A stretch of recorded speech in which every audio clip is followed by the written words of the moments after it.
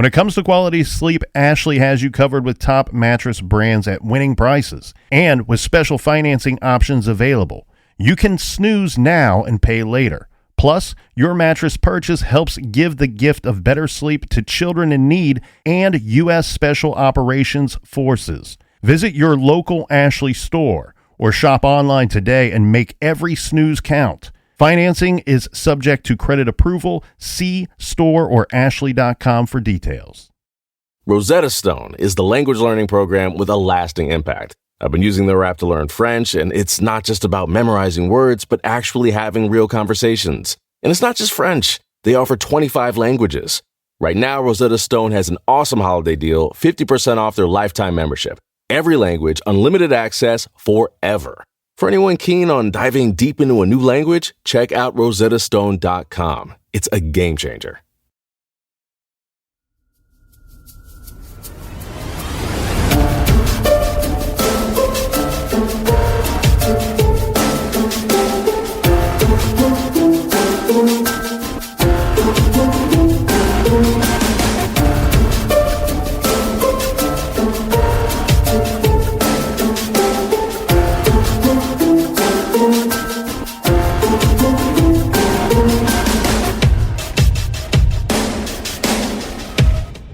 Welcome to Shaker Heights, Episode 6, A Clockwork Orange.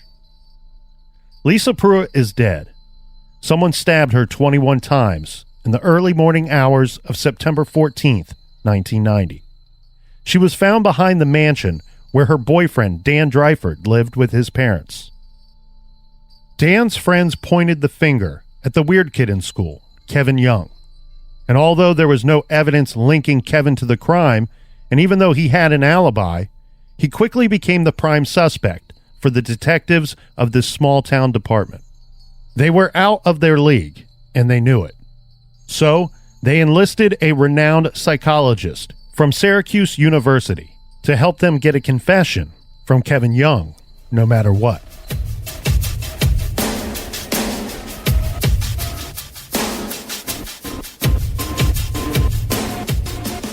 Yeah, I understand that. And indeed, that's a very powerful alibi that the father indicates that Dan was in fact in his room and that they both heard the screams together.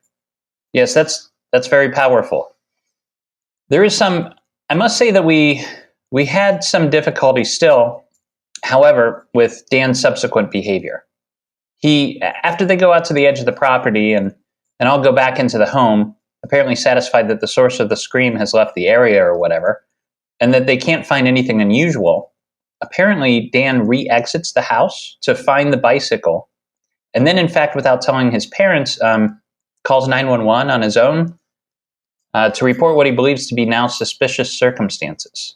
But then when the parents hear the Pruitts outside on the lawn, and they're distraught, and here are all these police vehicles, the crime scene being established, Dan goes to bed. Right. Falls asleep while the parents are waiting for the plainclothes detective to come in and interview them, huh? Right. I found that unusual and somewhat disconcerting. But what we decided here was that Dick and I decided that, well, that's academic, right? Because it's not Dan that we're going to be interrogating. It's Kevin. And whether or not he's the guy or not, we want to give the full shot to use the best psychological coercion we can. Right. If in fact, so that we get an admission out of him, if in fact he is the killer.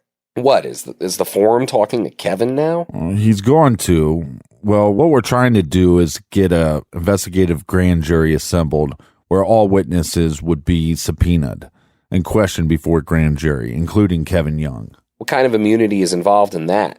None that I know of. Is counsel allowed? No counsel.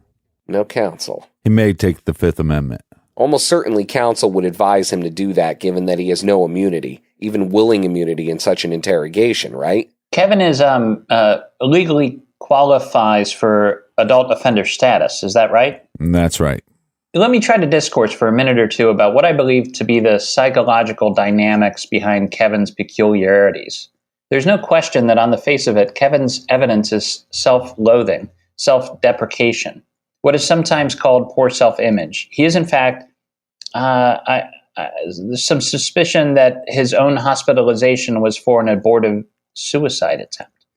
Do you know that to be the case? The most recent one? Yes. Not to most. Well, he indicated to the interviewer that he had nothing left to live for. I have that person with me. The officer that did the interviewing, Sergeant Gray, is here with me in my office. An excellent job, by the way, Sergeant. It was obviously a very productive interview, even though we didn't get an admission. There are some very revealing points that you undoubtedly felt that he was just about to tumble, to roll over. Dick and I both commented that in reading your report that, first of all, frequently visiting the bathroom, I mean, how many times? 3 times within some short span of time, right? Right. All the signs of stress that something is bothering him. Yeah. I mean, all the physical signs in terms of eye contact and motion and sitting back and forth in your chair and all the classic kind of interview things that you'd like to see once in a while were all clearly there. I mean, the stress was real high on his level. What did you make of him saying that he could tell you that he had done it and then he'd go to the hospital for a couple years, but he really couldn't live with himself? He didn't tell you the truth. I mean, it's almost like, is there a truth other than he did it? That or, I mean, one of the things we had been warned about ahead of time was the possibility that he had already justified some sort of course of action in his mind. And if his justification had something to do with it, no, I really didn't do it, or someone else did it. I mean, if maybe he had totally blocked it out, we really don't know. I mean, we were already prepared for the possibility that he had justified this somehow and that he wasn't going to feel. Yes, this is on Jim Wright's advice, right? Right. Yeah, I concur. I think that denial as a defense mechanism for Kevin is high in his hierarchies of his ego protection. He's a fantasizer. His behavior is compensatory in character. Let me talk about that a bit. I think when you find such virulent self-deprecation, self-loathing, I think you need to reach for an accountant. It doesn't stand on its own merit. And the account is that you look at this, the self-loathing as compensatory behavior, as denial behavior. That is to say, denial of the intrinsic, the underlying belief that you are in fact superior, that you are ideal in every way, that you are omnipotent, the opposite of someone who is unworthy. You are supremely worthy, but that those thoughts are anxiety producing. The Greeks used to call that the sin of hubris. The notion that you aspire to godhood, that you are a god, causes enormous anxiety, and that anxiety is compensated for, defended against by the posture of this self-deprecating, self-loathing fence. So you're very happy to talk about you're being suicidal, you're being unworthy, that nobody will talk to you. You're not found desirable by either men or women or what have you, because that's your pose, that's your deception. What you don't want to talk about is the fact that you're a god, that you control everyone, that you believe you control your life, etc., and all the people around you. You live a deception, a pose. It's the opposite of, it seems to me, that of what perhaps in the attack we originally took, you don't minimize, you maximize. What he did, his responsibility, his significance, his capacity that the crime is important, not minimal. He doesn't need help. He needs applause for what he was able to accomplish, his significance, his importance, etc. His guilt feeling, his guilt, and there's no doubt that he in fact feels guilty and that this post-offense behavior of starting a new life, and I found that very significant. In the statement that his profile of the killer suggests that he would move on and start a new life, and then when he referred to his circumstances at college, he referred to that as a new life for him. Right. He's very comfortable. And whatever guilt he may have had, I think he's been able to deal with. I think that it's transparent and obvious that the guilt is not sufficient to compensate or overbalance his fears of the punishment that will follow upon confession of that guilt. He's already fantasized circumstances of his imprisonment. So what we need to do is we need to arouse him, arouse the guilt again. And that may be difficult because now he's had ample time to scar over, to see that nothing is going to happen, that he's been successful. His godlike powers have again phased him. because he is invincible. But I think that's the tact we need to take, that he should feel guilty. He doesn't need help. He needs punishment. Does he feel that guilt still? No. As I'm saying, I think he's originally... It's completely... He was able to compensate adequately for this because God felt guilt. Indeed, the opposite. He would have been conflicted between feeling the importance of having done something that ordinary mortals don't do. Normally mortals don't kill. He understands, I think, his problems with his impulse control. He's impulsive. He has a great deal of difficulty with impulse control. He has to guard against this incredible power that is within him, this power to anger, to violence, and he has to protect himself from that. And part of that's his pose of self-deprecation, etc., self-loathing. We need to play to what he believes to be his strengths, and in so doing, we will arouse in him his anxieties, the anxieties in feeling godlike, and those anxieties will trigger his guilt feelings again. We need to do what you would do more with a serial killer, it seems to me. Has in favor the notions of power in being able to kill, to recreate that sense of power, significance, that life-taking capacity. The interview took the tact of minimizing. You need help? Well, they don't really, youthful offenders, we can mitigate this to the judge because you felt remorse, etc., etc. I'm saying, and we know that didn't work, right? I'm saying we maximize the crime instead, maximize the power, the significance. You go back through the crime with a kind of fallacious dwelling upon the details, but particularly with respect to the power, the sheer marvelous power of being able to take a life. Do you follow me?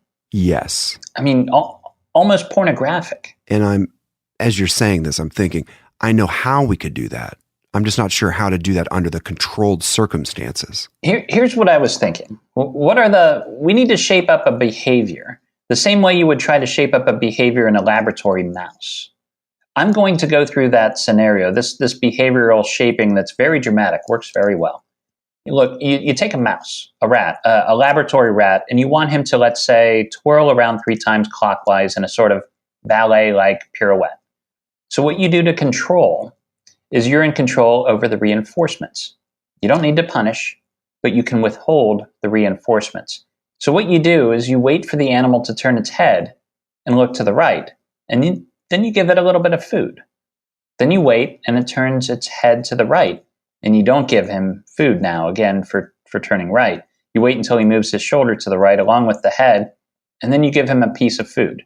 And then you keep waiting for more and more exaggerations of this form of behavior until it's a quarter of a turn, and then it's a half a turn, then it's a full turn.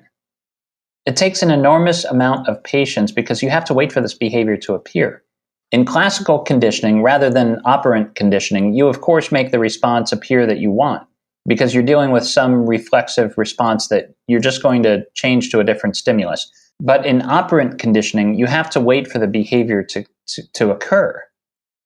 Now, of course, you can make the behavior more likely to occur because you've got him in a situation where the animal's hungry, right? And inactive.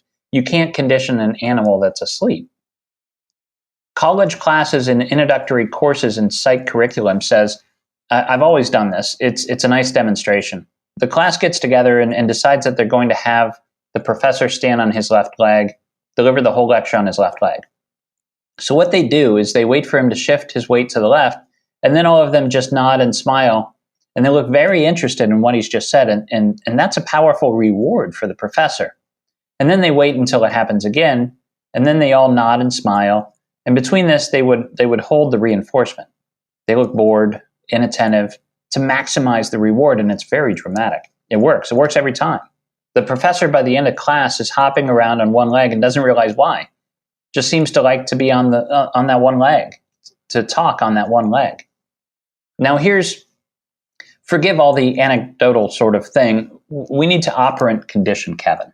Clockwork Orange on Kevin, if you've seen that film. And the way we do that is when he takes the fifth, and he almost certainly will take the fifth, you turn your back on him. You ignore him. You, in fact, even better, would be to make a side to somebody else, talk to someone else, so that Kevin understands that there is reward out there to be given because Kevin loves attention.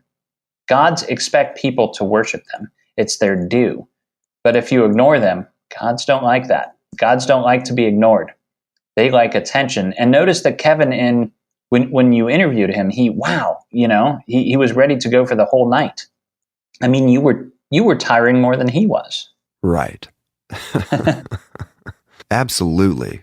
And ready to go forever. He loved it. He loved it. He wanted the polygraph. He wanted everything. Oh, geez, let's go. I love it. Just keep giving me attention. Worship me, worship me, worship me. If he wanted anything, if he asked for a drink of water, you turn and give him his fullest attention. Oh, yes, Kevin. You shower him with attention, affection, reward. Now, the next time he asks for water, we don't. Now you don't need it again because now you need something more. You need a demonstration of his cooperativeness, etc. I think you get the picture. We just need to manipulate the reinforcements, and you have to do it in a very conscious way, trying to get him to talk. And then as soon as he starts to talk, if he starts to talk, then we need to shape what he says.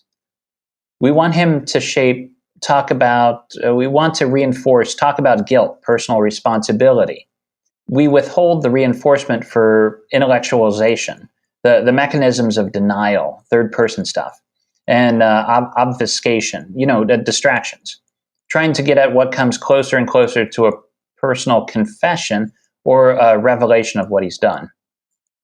I don't think he would gladly take the fifth, and I think what you need to do is avoid letting him get reinforcements for taking the fifth. And that would be, for example, just continuing on one question after another. So he gets a chance to say, on advice of counsel, I refuse to answer that question on the grounds it may tend to incriminate me. And he loves that. What a performance. Wow. One after the other. And then he gets very dramatic, because of its repetition. Under the stress and conditions, will it be possible for this attorney to condition him enough to just stick to that Fifth Amendment? No, I don't think so. He's going to want that attention? I think that he prefers not to do that. He would prefer to try to charm, manipulate, be the center of attention, center stage in this testimony for the grand jury. And there's nothing that the attorney can tell him that would convince him of that. You've seen this. I mean, people absolutely self-destructive in such situations because their personality will not allow them to be silent. So I think that Kevin's position, I think he would like that. I think what he needs is, without confessing, he needs to have, and that's what I think he did in the interview. He came so close to confessing what had happened in this third person form. But that's expiation. That's expiation of sin. That's absolution of sin you gave him. You absolved him of sin because you didn't stand up and say, how disgusting, how absolutely unadulterated disgusting. You can sit here and talk like that about murdering another human being and expect me to sit here and say, well, Kevin, I want you to be able to live with this. You've got to bullshit. He went away from this interview saying, wow, it's wonderful. It's really not that big a deal, is it? I mean, here's another guy that was, hey, he didn't get angry. He didn't get upset. And Kevin told us that he wanted somebody to get upset. He says through the interview, he says, you're gonna have to pound on them. You have to keep after him over and over and over again. What he was saying was, hey, I did an important thing. And you tell him it wasn't important. It makes sense. That's not a criticism, the way that you went about your interview. No. And when I looked at it, I said to Murray that you did every textbook thing that Quantico ever thought of doing. And I was very impressed with what you did. No. Had it worked, we would have done the perfect thing. It didn't work, so... Indeed, you have to go that way first. You can't go from the way I'm suggesting backwards. You can't go from where I'm suggesting to nurture him. No way. I mean, after you do this, after you maximize the crime, you can't minimize it. You're called out, but you can go from minimizing to maximizing. He gave us the opening of it needed to be done over and over, which gave us the format to change, however, once the attorney stepped in. It was minimize it, don't talk to his client. We kind of got stuck on that. The other thing is that I think that one needs to see, I'm starting out from the presumption that the suicidal, self-effacing, self-deprecating, self-loathing needs an account. You can't just say, oh, that's true, and accept it as if it were the basis. It's not the basis. It is, in fact, it needs an explanation. I presume I'm not seeing this kid, but I presume he's not deformed. He's not some monster. No. He's just another ordinary kid, huh?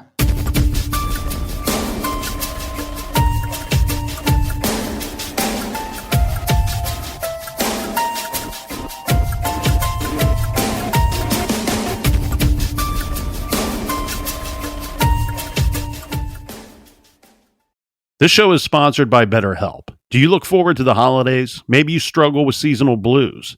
This time of year can be a lot, and it's natural to feel some sadness or even anxiety about it. But adding something new and positive to your life can counteract some of those feelings. Therapy can be a bright spot, something to look forward to make you feel grounded, and to give you the tools to manage everything going on.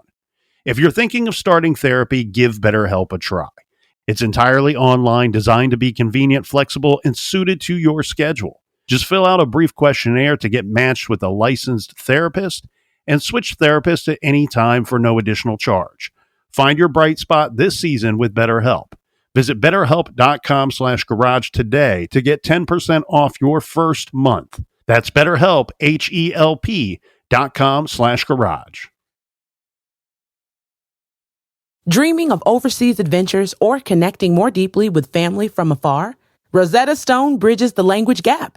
I've tried others, but Rosetta Stone's immersive lessons and voice feedback technology are game changers. Dive into 25 languages by learning intuitively, just like when you were a kid. And here's the holiday sparkle. Grab a lifetime membership now and save 50%. Gift yourself the world. Head to rosettastone.com now and save 50%. At Consumer Cellular, you get the same exact coverage as the largest carriers, but for up to half the cost. Same thing, up to half the cost. Up to half the cost for the same thing. 50% the money for 100% the same thing. I hope I'm making myself clear. Consumer Cellular. When freedom calls, we're here to answer. Call us at 1-888-FREEDOM. Half the cost savings based on cost of Consumer Cellular single-line 5GB data plan with unlimited talk and text compared to lowest cost single-line postpaid unlimited talk, text, and data plan offered by T-Mobile and Verizon May 2023.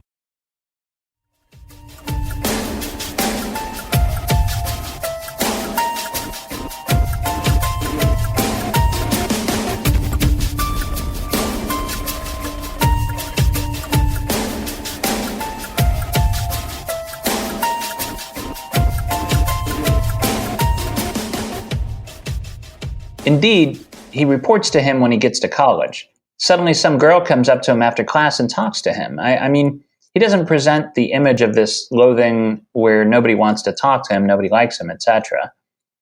He wants to have shock value. In all his writings, all his baloney is for its shock value. It's designed to say, well, listen, I want your attention. I want importance. I want to have an effect on you. And that's what we use as the reinforcement for manipulation. So my explanation is that when I see something as virulent as this self-loathing, I need to reach for an explanation. And the most typical explanation for that is it's compensatory behavior. Anything that's showy and a facade like that, appearing showy in that form, usually has an explanation compensation. It's the guy that's the homo basher, the homosexual basher, the super masculine guy whose anxieties are because he believes himself not to be masculine. So it's showy, right? It's a demonstration, more for an audience than for anything else. We must not give him the applause, must not be the audience that he wants us to be. We've got to reach underneath for the secret places that he hides.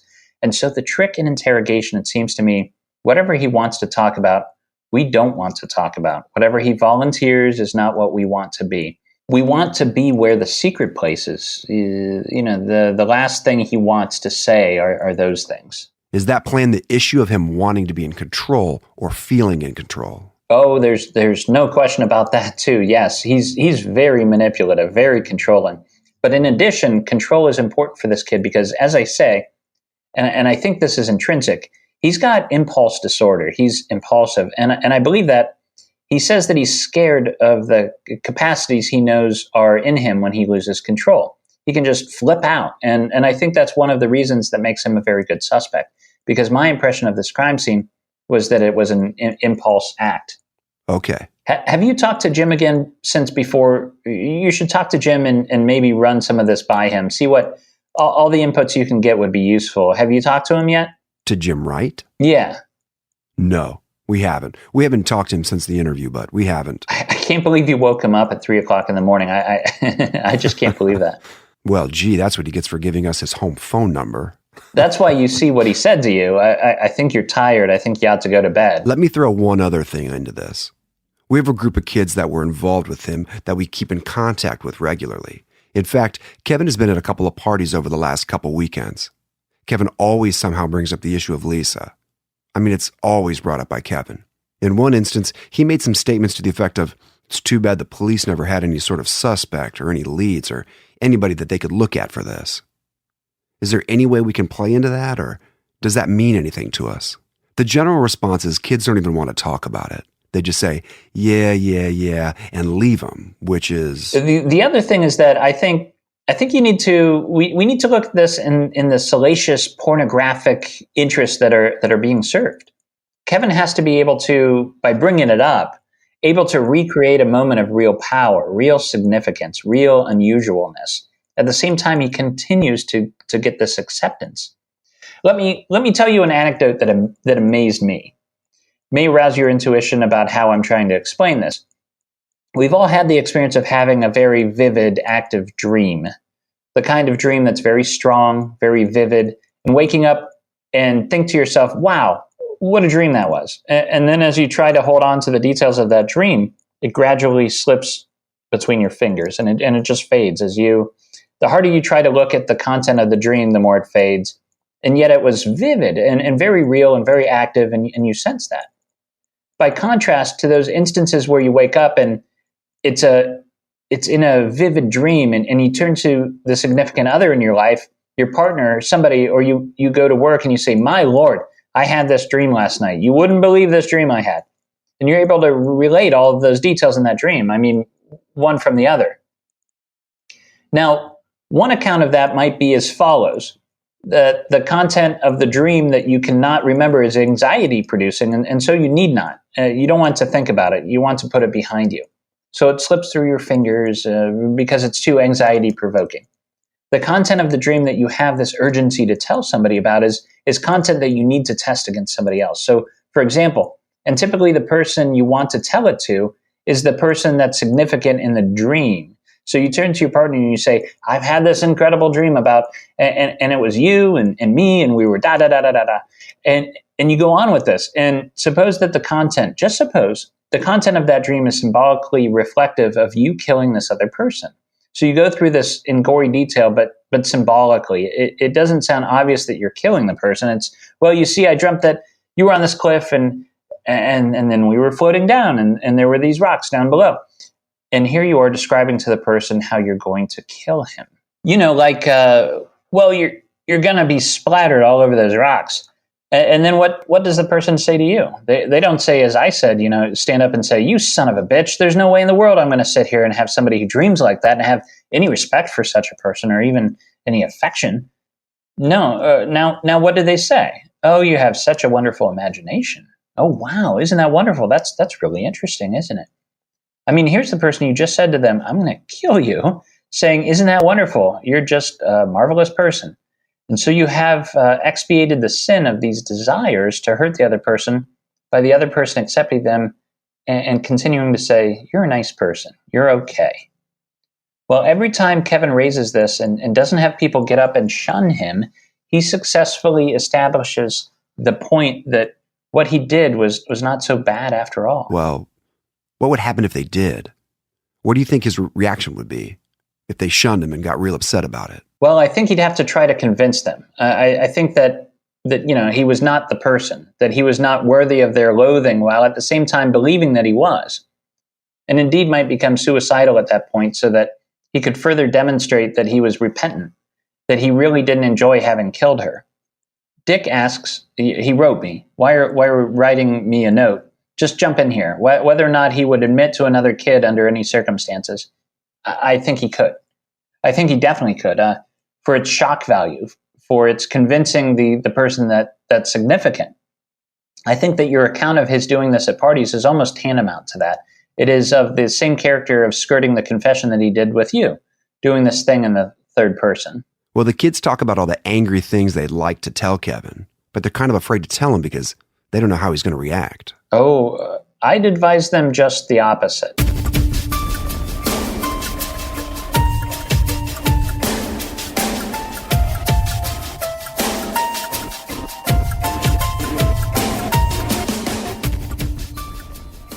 Even when police detectives tried to clockwork orange Kevin, he never gave them a confession.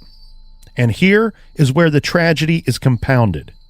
The prosecutor assigned to the case in Cuyahoga County ends up being Carmen Marino. Nobody knows it back then, but eventually Marino would get in a lot of trouble for misconduct in other murder cases.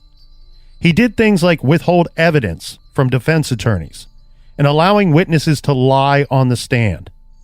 What Marino did wrong was go to the psychiatric unit where Kevin Young was treated for stress after being interrogated by police and got a female patient to say Kevin had confessed to her in the hospital.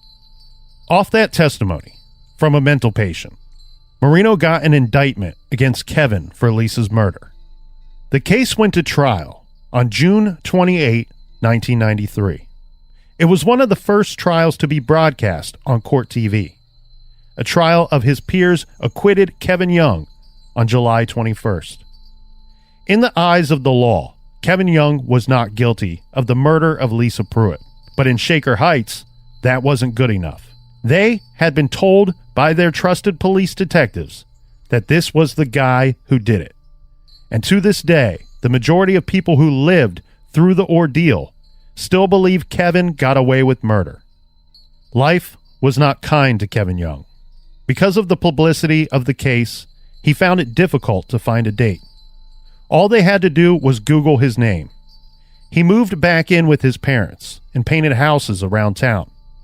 Eventually, he got his own efficiency apartment on the east side. He died at the age of 44 in February of 2017. He maintained his innocence to that day.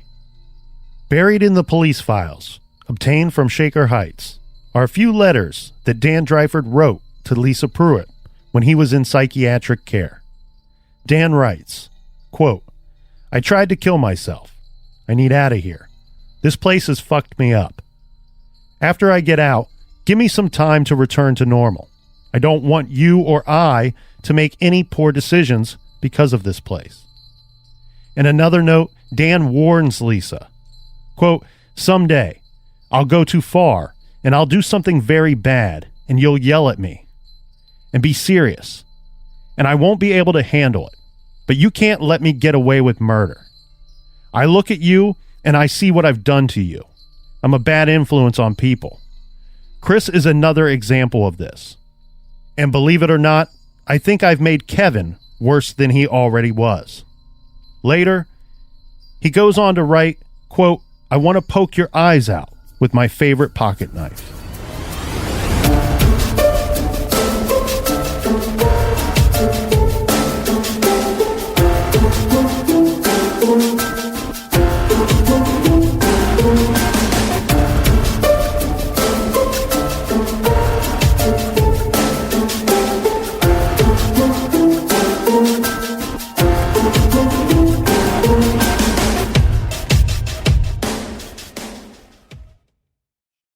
The Angie's List you know and trust is now Angie, and we're so much more than just a list. We still connect you with top local pros and show you ratings and reviews, but now we also let you compare upfront prices on hundreds of projects and book a service instantly. We can even handle the rest of your project from start to finish.